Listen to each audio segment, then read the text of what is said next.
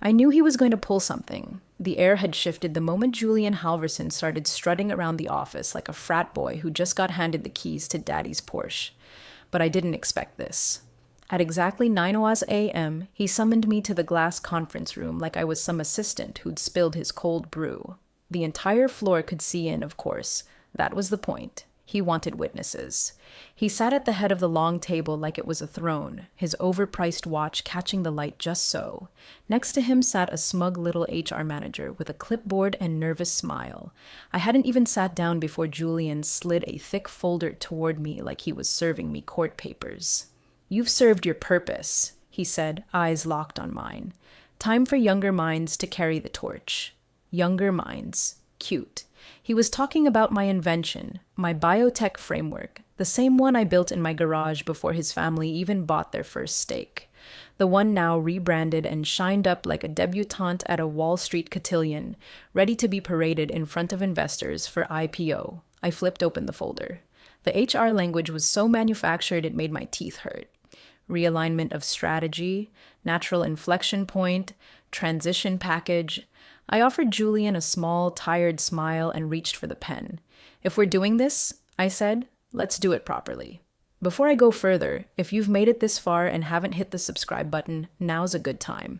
97% of listeners never subscribe, and it really motivates the team to keep sharing stories like this.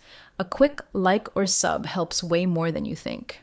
All right, back to the moment my legacy got hijacked. Julian leaned back in his chair, clearly expecting me to protest. Cry, maybe. Beg.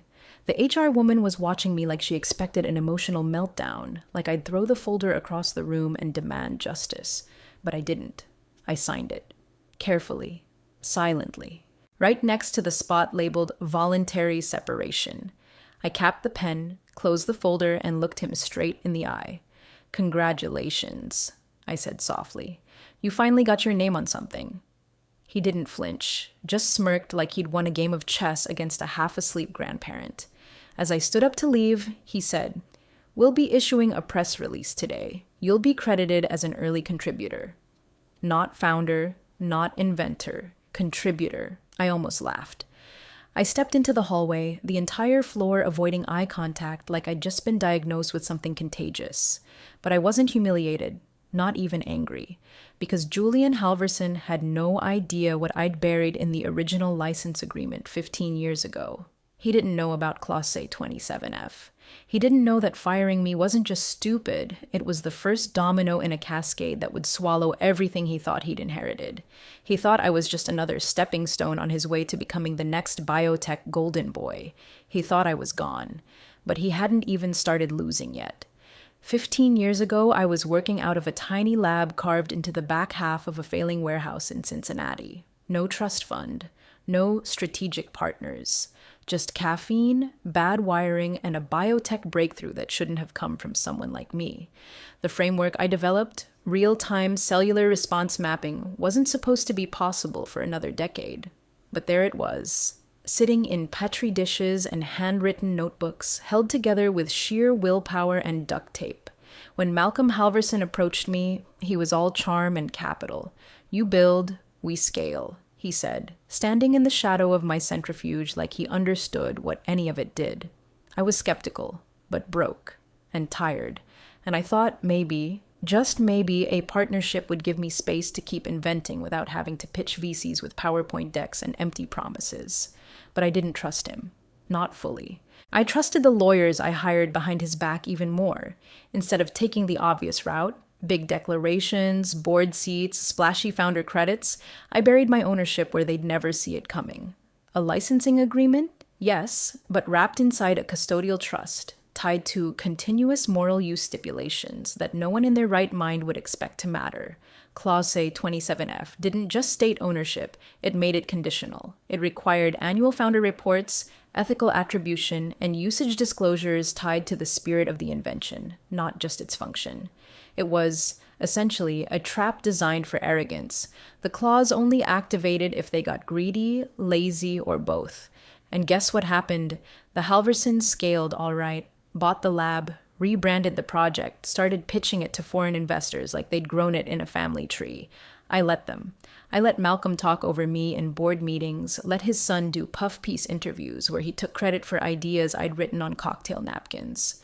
Because the louder they got, the sloppier they became. The further they drifted from the ethical use principles I'd outlined, the closer they got to that hidden tripwire. Julian was the worst of them. He strutted in during year 13 like a wolf in a lab coat. The man wouldn't know a cell assay if it bit him, but he sure knew how to hold a microphone. This technology will revolutionize gene therapy, he said in one TED-style keynote, nodding at slides he didn't understand, using phrases like data-driven compassion, as if he'd coined them himself. He loved being seen as the boy genius, the heir apparent. And I stayed quiet. Even when they removed my name from the project deck, even when the quarterly reports stopped showing up in my inbox, even when the board got reshuffled to favor the Halversons and their cronies, because I knew something they didn't. Every omission, every ethical drift, every lie, they were triggering the clause. Clause 27F wasn't a relic. It wasn't buried and forgotten. It was alive and it was watching. I documented everything, every skipped founder report, every rebranding attempt, every time Julian opened his smug mouth and claimed the invention as his life's work. I didn't need the spotlight. I didn't want the applause. I wanted one thing, for the system I built to protect itself. And that system was almost ready to strike. The sun hadn't even cleared the skyline when I uploaded the form. The day after Julian fired me, I woke up early, made coffee, and sat at the old oak desk in my home office, the one with grooves from decades of writing, drafting, building. My inbox was quiet. No follow-up emails from HR, no polite check-ins, no severance confirmation. Just silence, like they thought ignoring me would make the story end there. I opened my secured archive, clicked through the folder labeled fail-safes, and pulled up the document I'd written years ago but never had to use, until now. Notice of Material Breach of Use Agreement, Clause 27F. It was 6 pages long, dry as bone, and lethal. I filled in the final date, attached the required evidence, and encrypted it for direct submission to the patent office liaison I'd worked with, back when we first structured the licensing framework. He was still there, still respected. Still remembered my name. The evidence? A podcast episode from 2 weeks earlier. Julian sitting on a panel at some startup brofest, sunglasses on indoors, talking about his journey from vision to prototype. I always knew this was going to change the game, he said, with the gall to lean back like he believed it. I built the framework during my last year at Stanford. It just came to me. There it was, on record. Violating the founder attribution clause, the usage transparency clause, and the ethical purpose clause. 3 strikes, 1 smug swing. That soundbite was all I needed, but I added more. Internal slides with my name deleted.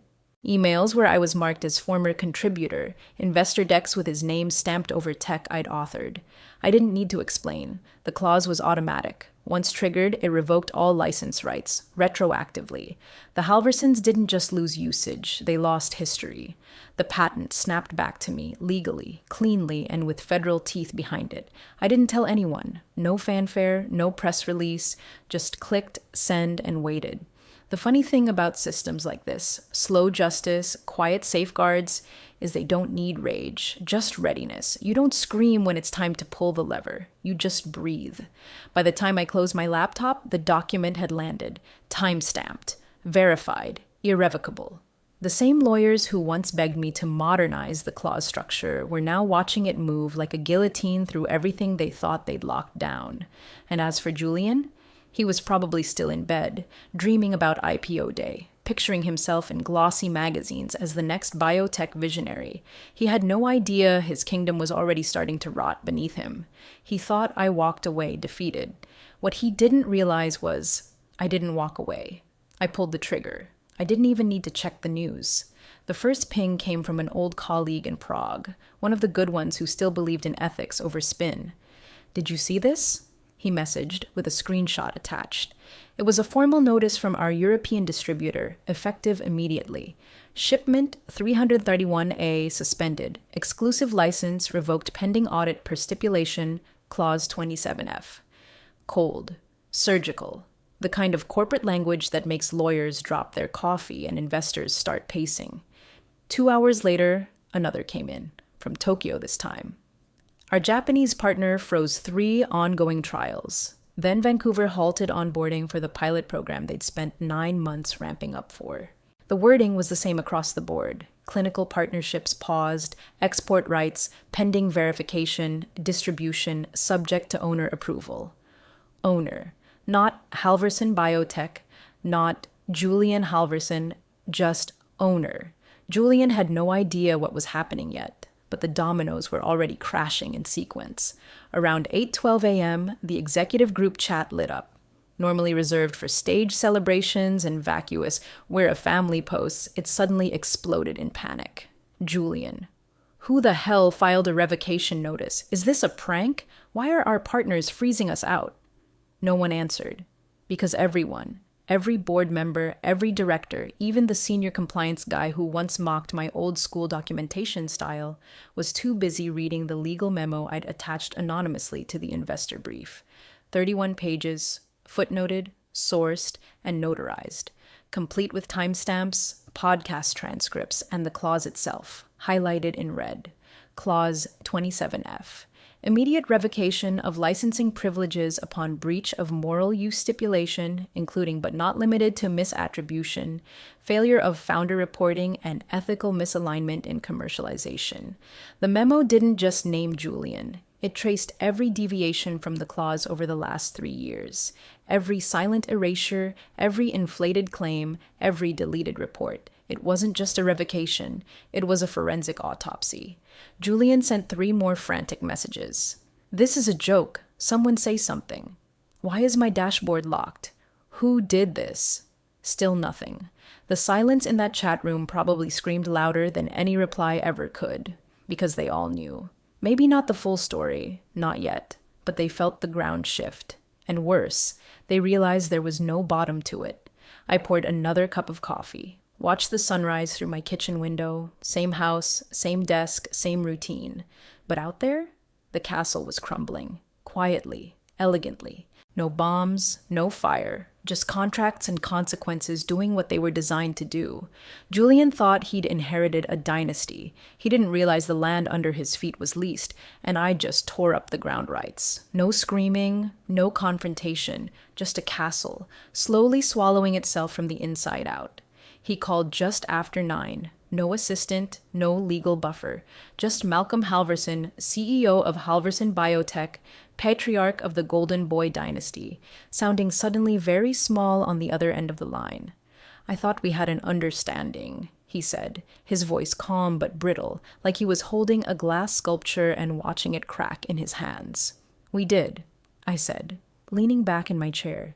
Then your son rebranded my name out of history. Silence.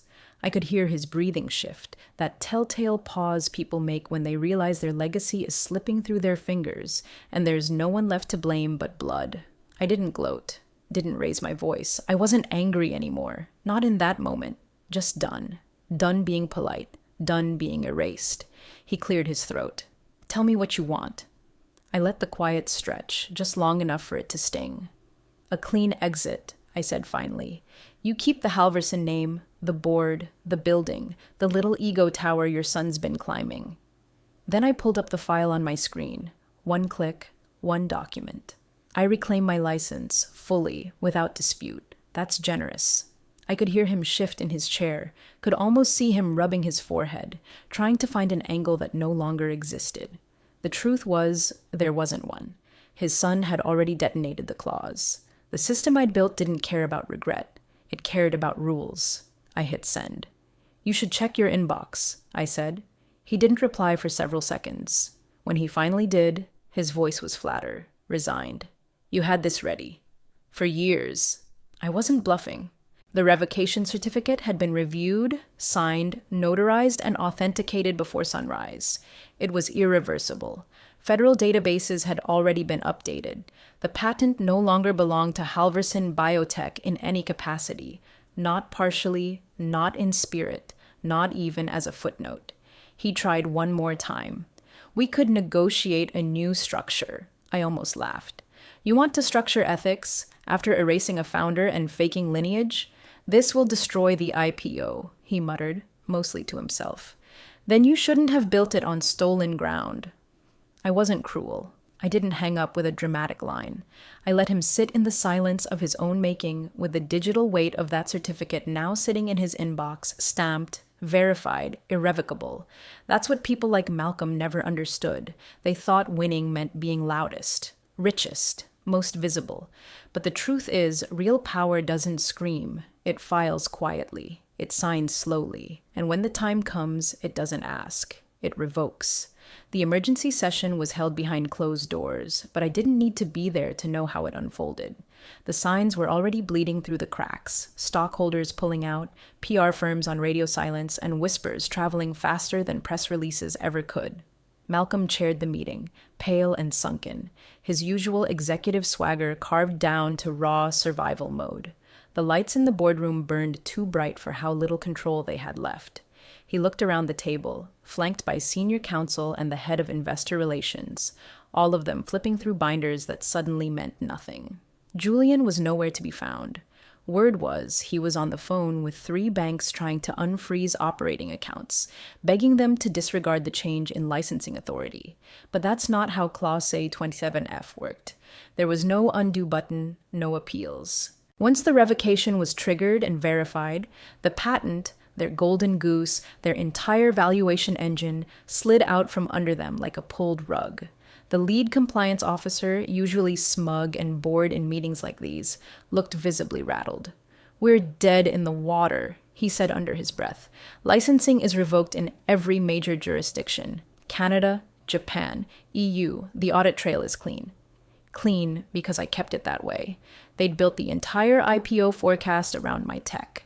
Future earnings, investor pitch decks, cross-border trials, every projection hinged on ownership that no longer existed. It was like planning a wedding and finding out the venue never confirmed the booking. Except this wedding was priced at $1.1 billion and broadcast to Wall Street. The board chair, a man who once told me, "You're too emotionally attached to your work to scale," tapped his fingers on the table and stared at the legal packet in front of him. "How long have we been exposed?" he asked, his voice low. There was a pause. Then one of the senior partners, a woman I used to respect before she joined Julian's Rewrite the Past campaign, muttered just loud enough to be heard, "Since the day he got cocky." Nobody argued, because it was true. Julian had fumbled into the tripwire with the elegance of a toddler playing with a loaded gun, his podcast gloating, the erasure of founder credits, the violation of the moral use stipulation. It wasn't just careless. It was arrogant. And arrogance was what Clause 27F had been waiting for. Malcolm tried to salvage what was left. "Can we restructure the IPO around our other assets?" The CFO didn't even lift her head. Without the biotech core, we're a logistics company with under 3% margin. The irony was delicious. They had spent years stripping me out of the narrative, reducing my contributions to footnotes while building a valuation machine around tech I never fully gave away. Now, they were holding board meetings not about growth, but about triage. Malcolm whispered something to his general counsel, probably asking how fast they could sue me, or whether they could challenge the revocation. I already knew the answer. They couldn't. They signed the original agreement themselves. All of them. Legal ownership wasn't just a filing, it was the foundation. And when it moved, everything else crumbled. Julian thought the patent was his crown. Turns out it was the pin in the grenade. I never wanted the throne. Not back then, and certainly not now. Watching the Halversons implode wasn't some victory lap for me. It was just the dust settling after years of quiet disrespect. When people asked if I'd come back, reclaim the company, rebrand everything under my name, I shook my head. That chapter was scorched. I wasn't interested in patching a sinking ship. I was already building something new.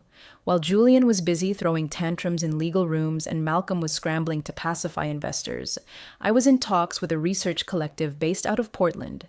No fanfare, no bloated board, no corporate pageantry. Just scientists. People who still wore worn lab coats. People who still got excited about Petri dish results. People who looked at my framework and didn't ask how fast it could monetize, but how fast it could heal. I didn't relicence the patent directly. That was deliberate. I appointed a custodial tech transfer firm, neutral, airtight, built on compliance and transparency. Their job was simple: handle all licensing agreements under strict moral use parameters, report quarterly, and enforce attribution like a religion. No shortcuts, no loopholes, no tech bros with pitch decks and empty eyes. Within a week, the freeze on my tech lifted because it wasn't frozen anymore. It was clean, untouched by Halverson hands, and open for partnership under my terms. Our former European distributor came back first, then 2 universities. Then, an independent clinical research hub that had walked away years ago in protest when Julian took over. I didn't chase anyone. I just watched the dominoes tip back toward center. And something else shifted, quietly. The first time it happened was in an academic paper, co-authored by a Harvard team testing the framework for early-stage autoimmune therapy. I scanned through it casually, half expecting the usual corporate whitewashing. But there it was, right at the top. Licensing courtesy of the Hudson Cellular Framework, developed by Dr. Mira Hudson, founder 2010. It didn't stop there. My name, once deleted from board slides and scrubbed from investor decks, started showing up again, in journals, in grant applications, even on keynote slides at conferences I hadn't set foot in for a decade. No applause, no standing ovations, just presence. Real, earned, factual presence. I didn't need interviews or cover stories. I didn't need Julian's plastic smile or Malcolm's fake apologies. I needed the truth to stand. And it did. On paper, in print, in legacy, all without me raising my voice once. It was raining that morning, one of those cold, sideways drizzles that makes even the city feel like it's holding its breath. I was heading downtown for a quiet meeting with the custodial team when I passed Halverson Biotech's new tower. Glass and steel, 10 stories tall, polished like a mirror and twice as empty, the kind of place that used to hum with curated energy, all badge access and buzzwords. Now it just sat there, silent. The lobby lights were off, not dimmed, off. The front desk where Julian once posed for a lifestyle profile, arms crossed like a messiah in sneakers, was empty. Gone were the IPO banners. Gone were the glass-etched logos and those smug little mission statements they used to print on the walls like gospel. In their place, taped crookedly to the inside of the revolving doors, was a single flyer, printed in black and white. Under review by regulatory authority. Entry suspended pending audit findings. Just like that. The company that used to send press releases every time Julian sneezed was now reduced to a half-sheet notice, fluttering in the wind like an eviction sign. I stood there for a minute, not out of satisfaction, not even nostalgia, just stillness, watching what arrogance leaves behind when it runs out of lawyers. That's when I heard someone behind me. He really didn't know, did he? I turned. It was Daniel Lin, one of the few engineers I respected from the early years. Smart. Careful. Back then, he actually read the tech docs instead of faking it for meetings. He looked older now, a little more tired, but there was something in his expression that felt like closure. No, I said. He never asked what happens when you breach Clause 27F. Daniel shook his head, lips tight. Malcolm always said the clause was symbolic. Malcolm always said a lot of things. I wasn't angry. I wasn't even particularly smug. It was just the truth. They thought Clause 27F was some dusty artifact buried in legalese, a founder's vanity scribbled in a licensing agreement no one would ever check. But that clause wasn't symbolic. It was structural. It was the root system beneath everything they built, and when they cut it, the entire thing rotted from within. Julian had been on a press tour when it happened. I'd seen the photos, him in some designer hoodie, smiling on a panel next to CEOs twice his age, talking about innovation like it was something you could trademark. That smile didn't last long. Once the revocation hit the global registry, it was over. Contracts nullified, clinical trials invalidated, regulatory bodies alerted, investors gone in days. I heard rumors he tried to salvage a pivot, offering a blockchain twist on the platform, claiming decentralized application rights. Whatever that means. It didn't matter. The framework was never his. He could remix the language all he wanted, but the tech, the soul of it, wasn't something you could rebrand. Not anymore. I glanced one last time at the flyer. Funny how quiet it all ends. No sirens, no headlines, just glass reflections and wet pavement. Daniel tucked his hands into his coat. You gonna say anything publicly? I shook my head. The clause said everything that needed saying. We stood there a few seconds longer, watching rain drip from the awning where their stock ticker used to run. Then we walked away, separately. There was nothing left to see. The post came through my inbox late one night, forwarded from a former colleague with the subject line, "You'll love this." No message, just a link. It led to Julian's newest rebrand. No more biotech messiah, no lab coats or TEDx spotlights. Just a washed-out photo of him sitting on a sunlit bench, chin resting on his fist, like he'd just discovered the concept of introspection. His caption read, "Taking some time to reflect. Excited for the next chapter, advising early-stage startups on how to avoid the kinds of founder conflicts that can derail innovation. Lessons learned." I stared at it for a moment. Not angry, not smug, just tired. There was something so perfectly tragic about it, like watching someone try to sell wisdom they never actually earned. He'd turned the collapse of a company into personal branding, using the ruins as set design for his comeback arc. But the internet, for all its short memory, still had a few sharp eyes. Buried in the comments was one from a former investor. Old money, the kind that used to fly in for quarterly updates and sip espresso like it was part of the dress code. No profile photo, just words. "Start by reading the original contract next time, son." That was it. No applause. No pile on, just a single sentence dropped like a gavel. Julian didn't respond. Of course he didn't. There's no pivot strategy for that kind of truth. I closed the tab, deleted the email. I didn't need to frame the comment or print it out like a trophy. The clause had done its work. The paper trail was permanent, and in every legal system that mattered, my name was restored, my contribution secured, my rights reasserted in ink. I never got a phone call, never saw a retraction. But I didn't need them. Legacy doesn't need a microphone. It needs documentation, footnotes, cold, traceable authorship. That's what Julian never understood. He thought being loud made you a leader. He thought credit was a volume game. He thought firing me was the final move in some boardroom chess match. But the thing about rules is, you only win if you understand who wrote them. He fired me thinking he'd won the game. He didn't know I'd written the rules.